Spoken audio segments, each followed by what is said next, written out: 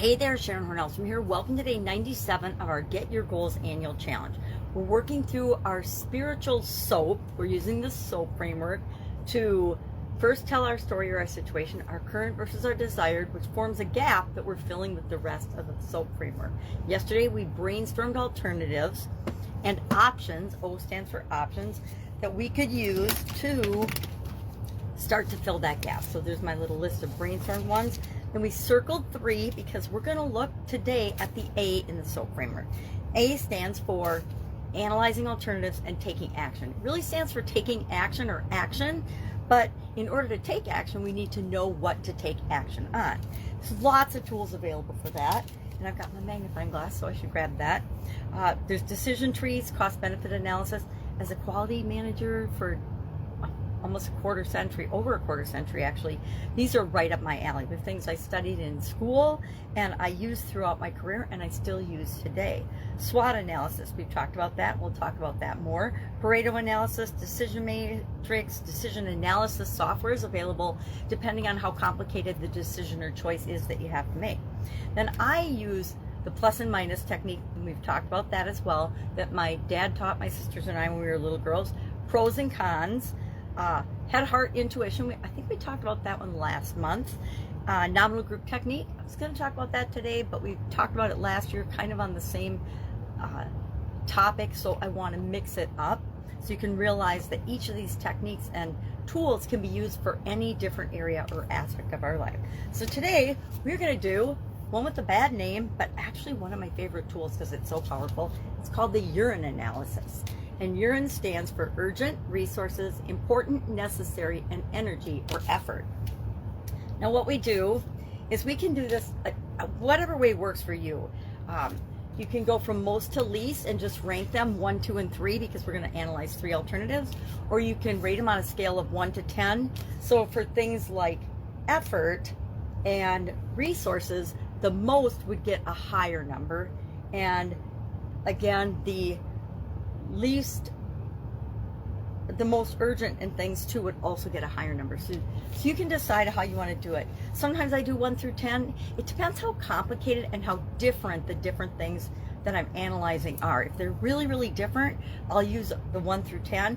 If they're pretty similar and I just want to rank them 1, 2, and 3 based on my initial thought and impression of that particular item, then I'll do that. So I'll probably do 1 through 3. I made myself a little grid. I put my 3 criteria here and then URINE, and then I will total them up.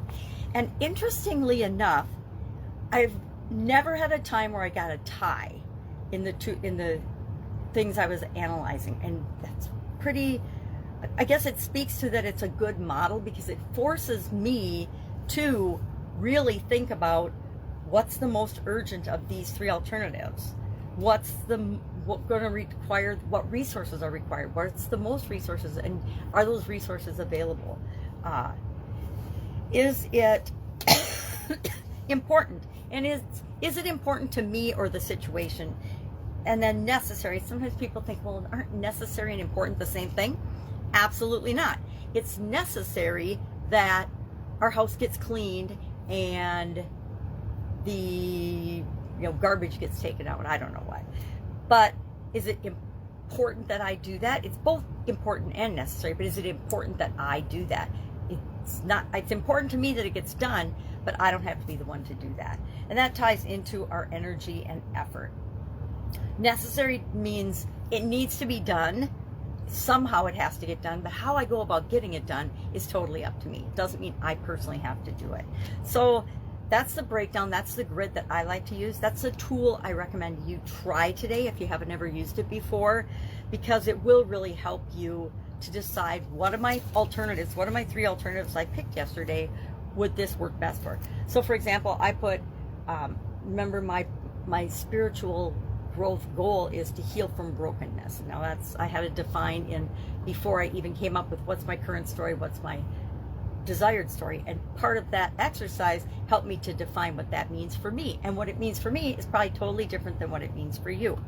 But I put, my first one was counselor or shrink, go talk to somebody. My second was journal it out and use prompts like from Lynn Grabhorn's book. You can heal your life is Louise Hay.